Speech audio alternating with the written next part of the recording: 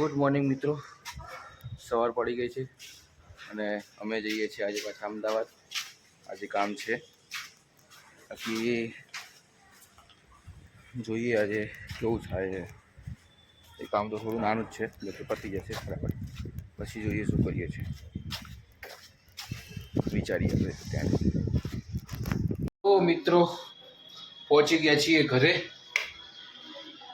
અને બહુ જ મહેનત અને મુશ્કેલી પછી પહોંચ્યા છીએ. કારણ કે થઈ ગયું હતું એવું કે વરસાદ એકદમ મતલબ એટલો બધો પડ્યો ને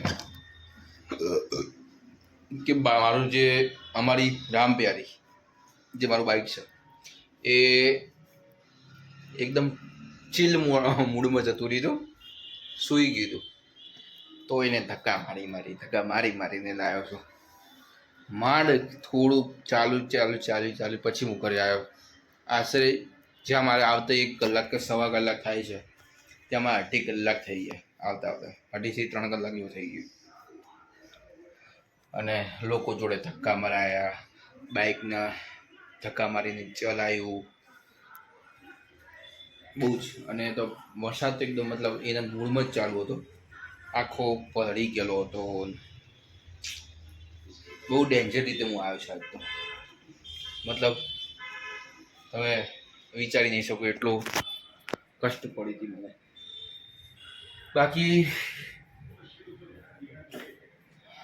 આ લાઈન થોડો ચા નાસ્તો એવું કર્યો અને હવે બેઠા જઈએ શાંતિથી.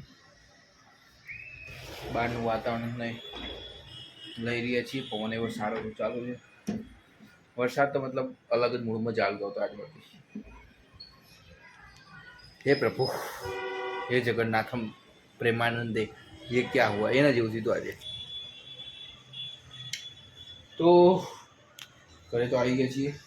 હવે જોઈએ શું કરીએ. કામ કંઈક હોય, લેપટોપનું થોડું કામ છે તો લેપટોપમાં કામ કરીશું. બાકી જોઈએ રાતે પિક્ચરનો મેળ પડે તો જોઈશું. આજે વાત થઈ નહીં, નક્કી થયું તો અમારું પિક્ચર જોવાનું. તો જોઈએ કેવું થાય છે. તો મિત્રો આજે એક નવો નિર્ણય લઉં છું. શું કહેવાય એને, સોરી ભૂલી ગયો. વર્કિંગ મતલબ એક્સરસાઇઝ કરવાનો નિર્ણય લઉં છું. તો હું હાલ ચાલુ કરી રહ્યો છું એક્સરસાઇઝ, એ બી તમને બતાવું. થોડી ઘણી પ્રેક્ટિસથી કરીએ ચાલુ, કારણ કે બોડી બહુ વધી ગઈ છે. તો થોડું કરીએ ઉતારીએ આપણે. તેના માટે એક્સરસાઇઝ આપણે ચાલુ કરીએ.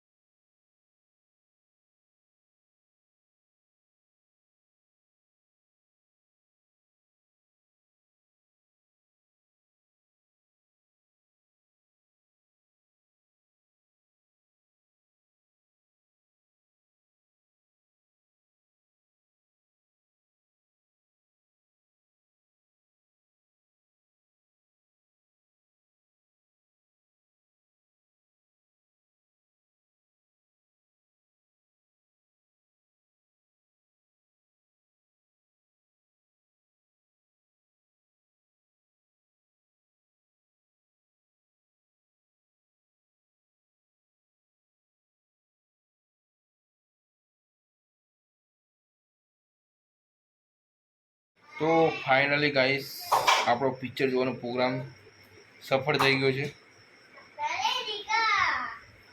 અને ચાલુ કરી દીધી છે આપણે મૂવી. મૂવીનું નામ છે અનોખી મૂવી છે, એટલે મૂવીનું નામ જ અનોખી છે.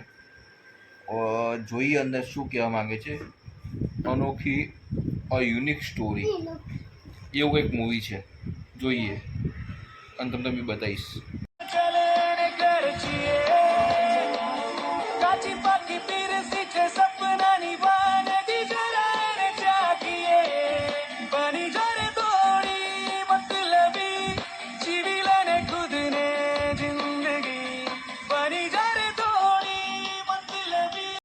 તો મિત્રો આપણે મૂવી અધૂરું મૂક્યું છે, અધૂરું મૂકી હવે અધૂરું કાલે જોઈશું.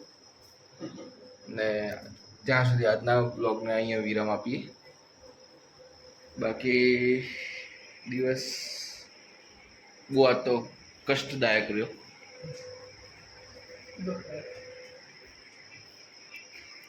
બાકી આજે જય શ્રી કૃષ્ણ, ગુડ નાઇટ, બીજું કંઈ નહીં.